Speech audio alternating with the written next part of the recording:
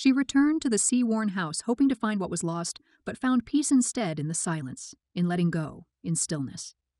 The house stood quietly at the edge of the sea, its roof softened by moss, its walls pale with years of wind and salt.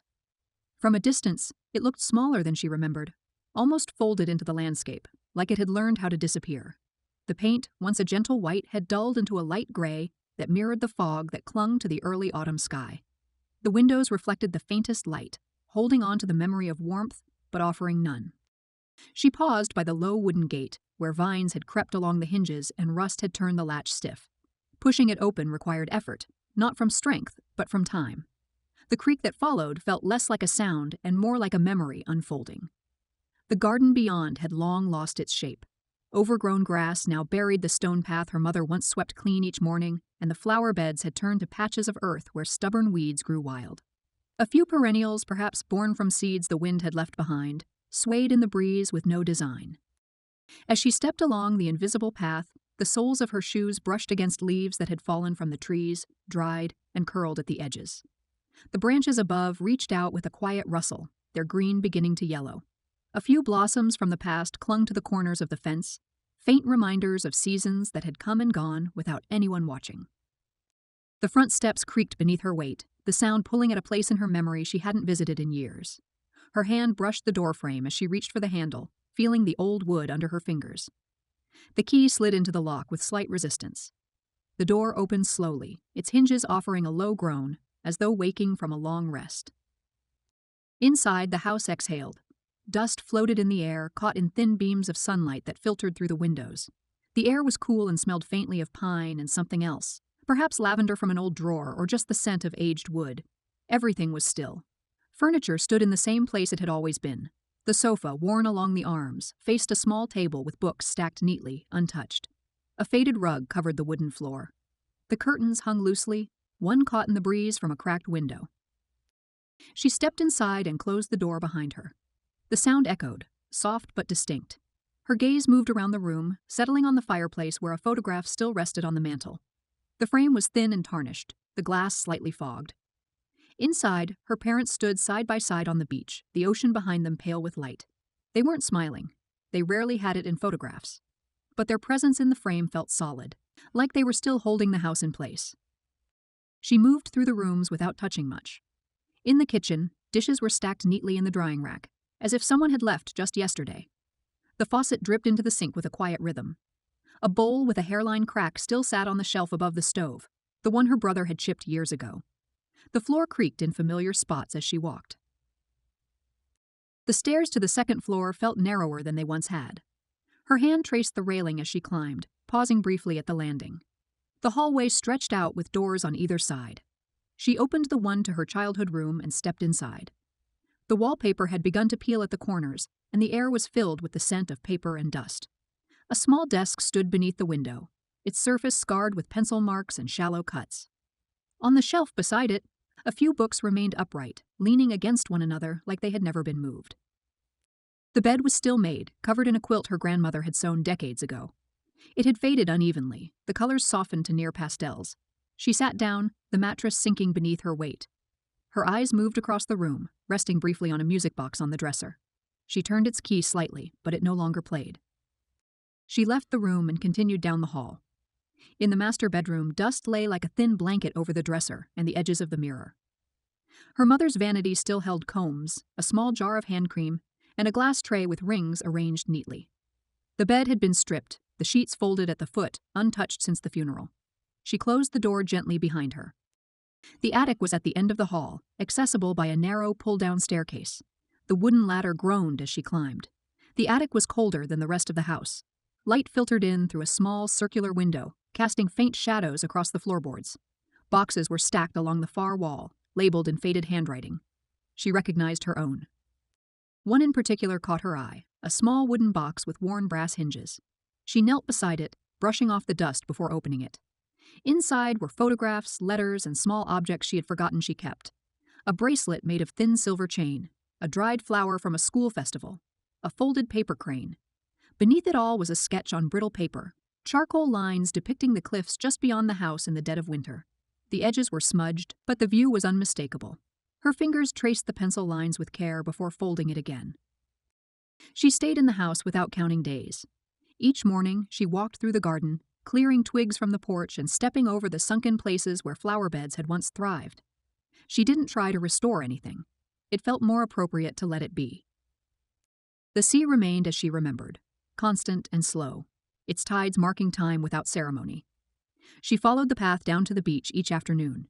The sand was damp and cool, scattered with stones smoothed by years of water. Her footprints trailed behind her but vanished before she could turn and see them again. The sky shifted from gray to blue and back again without warning. She welcomed the clouds when they came, the way they softened the edges of everything and made the world quieter. Rain came lightly one morning, not enough to soak, but enough to change the air. She stood beneath the eaves and watched it fall on the stones of the path, listening to the steady, measured rhythm. On the third day, she uncovered the piano in the far room. Dust had gathered along the keys and the lid. She pressed a few notes, thin, slightly off tune, but familiar. Her hands hovered over the keys for a while, but she didn't play more. The silence that followed was fuller than music. At night, she lit candles instead of turning on the lights. Their glow was soft, flickering against the walls, and giving the rooms a warmth they hadn't known in a long while. Shadows moved gently in the corners. She listened to the sound of the house settling, wood shifting, wind brushing against the windows, and the occasional tap of a branch against the glass. She found her mother's coat in the hall closet, folded carefully. A sprig of dried rosemary still rested in one pocket. She left it there and returned the coat to its place. The town hadn't changed much. On a walk one morning, she passed the bakery that had once been her favorite. It was now a bookshop, quiet and narrow, with a sign written in soft lettering. The woman behind the counter didn't recognize her. She wandered the aisles, touching book spines and reading titles without picking anything up. Outside, the street felt smaller than it had before, the buildings closer together. Children's drawings covered a window of the old post office. She returned to the house that afternoon and made tea, setting the kettle on the stove as she had watched her mother do so many times. She stood by the window as the steam rose, watching the light bend across the floor. The quiet felt complete. That evening, she sat on the porch wrapped in a shawl. The sky faded into soft violet, the stars faint and scattered. The sea glimmered in the distance, and the wind moved through the trees without urgency. In the distance, waves touched the shore in small rhythmic motions. The world outside had not waited for her, but it had not forgotten her either. The attic called to her again the next day. She returned to the wooden box and took out one of the letters. The handwriting was familiar, looping, and deliberate. She didn't open it. Instead, she folded it and returned it to the box with the others. Some things, she thought, were meant to be kept unopened. She walked to the cliffs in the late afternoon, standing near the edge where the land dropped into the sea. The grass there grew tall and bent easily in the wind. She stood still, letting the breeze move through her hair, watching the horizon shift as clouds passed. The waves below broke gently against the rocks. She placed a flat stone on the ground just beyond the edge of the cliff path. She had picked it up from the beach earlier that morning, its shape smooth and oval, with a faint line of quartz running through it. She didn't mark the spot. She didn't need to. As evening came, she returned to the house. The windows glowed faintly with the last light of the day. Inside, the air was warm.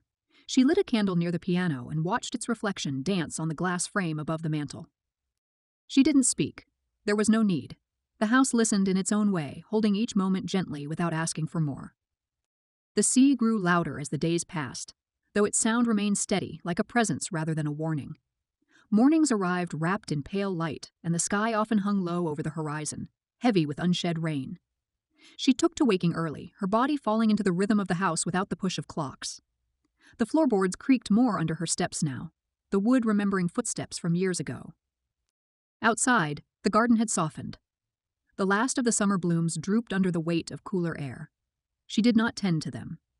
Letting them fade felt more honest than trying to preserve what was already gone. She walked slowly through the grass each morning, fingers trailing across the edges of leaves turning brittle. Some nights, she kept the windows open, letting the wind drift in without permission. It carried salt and silence. The house responded with its own quiet sighs, as if it too remembered the weight of waiting. She wrote in a notebook she found tucked between old books in the attic. The pages were yellowed but blank. Her handwriting was smaller than she remembered.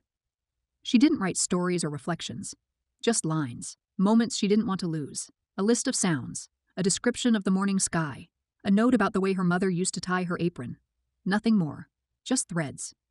On the beach, she saw fewer people. The path down the cliffs had grown narrower, grasses leaning inward, reclaiming what had once been carved away. The tide came in farther now, hiding the marks she left behind. Once she found an old boot washed ashore, split at the sole and green with algae. She left it there. The piano remained untouched in the corner room, though sometimes she would sit near it, resting her hand on the closed lid. She didn't feel compelled to play. Its silence felt fuller than any note could. One afternoon, a storm rolled in without much warning. The wind sharpened, and the sky turned the color of bruised metal. Rain beat against the windows with a rhythm that sounded too familiar. She lit a candle in the kitchen and sat at the table, her palms wrapped around a cup of tea gone cold. Outside, the trees bent low. The power flickered and disappeared without a sound. That night, she couldn't sleep. The storm passed, but the air stayed restless. She walked the hallway barefoot, her shadow thin against the walls. In the mirror near the stairs, her reflection looked slightly misplaced, as though time had folded in the wrong direction. In the attic, she opened the last box. Inside, there was a worn coat, her father's. Beneath it, a packet of photographs, curled at the corners. Some she recognized, others she didn't. A younger version of her mother stood near the sea, her expression unreadable. Her father sat on the steps of the porch, eyes downturned. They looked like people who had lived side by side but not together. At the bottom of the packet was a photograph of herself, barely 6, holding a seashell with both hands. She didn't remember the moment, only the shell. She had carried it for years before losing it on a train. In that moment, something inside her shifted. Not sharply, but like water slipping past a cracked dam. A slow breach. She sat back and closed the box, her fingers resting on the lid. The next morning, she stayed in bed. The light outside was blue and thin, filtered through high clouds. The silence of the house no longer felt still. It pressed in, the kind of silence that fills rooms after something has been broken. She didn't eat, she didn't move. Hours passed unnoticed. Her body felt distant, as though she were borrowing it from someone else. The ache wasn't loud, it was patient, familiar. It waited with her. By evening, she rose and walked toward the sea. The cliffs stood quiet, unmoved by her presence. Wind wrapped around her like a breath, and she followed the curve of the path without pause. Below, the tide was out. The shore stretched wide, speckled with dark rocks and driftwood. The sand held the faint lines of waves now gone. She walked across it, her steps light, as though afraid to leave a mark. She reached the far edge of the beach where the rocks formed a jagged outcropping. Water pooled between them, catching bits of light. She stood there for a long while, the wind brushing her hair across her face, the sea murmuring a low, constant tune. The sky turned dim, folding itself around the horizon like a closing hand. When she returned home, the house was darker than usual. The power had not come back. She lit a candle and placed it on the kitchen table. The flame flickered, but held. She sat and stared at it for a long time. It reminded her of something she couldn't place. The next day, she walked again. Not to the sea, but inland, past the orchard ruins and up the narrow hill behind the house. There, wild grasses grew in tangled knots, and stones marked places where no names had been carved. She knelt beside one and placed a single feather she had found earlier along the edge. It was enough. The wind moved gently, rustling the grass like a whisper. In the following days, her body grew slower. Her hands shook slightly when she held a cup. Her steps no longer sounded the same against the wooden floor. At night, her breath felt shallower, as if the air had grown too thin to carry it fully. But she said nothing. She wrote no letters. She made no calls. There was no list to leave behind, no one to explain the quiet that lived in her chest. Then, one evening, she did not rise. The sun set without ceremony. Light moved across the floor and faded. Outside, the sea continued its endless rhythm. Wind touched the windows, then passed by. Inside, the house held still. By the time anyone noticed, days had passed. A neighbor, concerned by the unopened mailbox and the silence of the gate, stepped inside. The front door was unlocked. The rooms were clean. The windows are open. A faint scent of pine and salt lingered in the air. They found her in the front room, seated by the window, a blanket across her lap. Eyes closed, hands folded gently. The music box still sat on the dresser upstairs, untouched. The piano remained silent. The town said little. Those who remembered her offered soft words, and then only once. The house was left alone. No for sale sign appeared. No relatives came forward. The key remained under the flower pot undisturbed. Seasons passed. The grass in the garden grew wild. Vines crept along the fence. Wind swept through the house freely, unhindered by locks or closed shutters. Occasionally, someone walking the beach might glance up and see the house perched on the cliff, windows catching the afternoon light. They would think it beautiful and keep walking. Inside, the silence continued. Not heavy, not hollow, just full.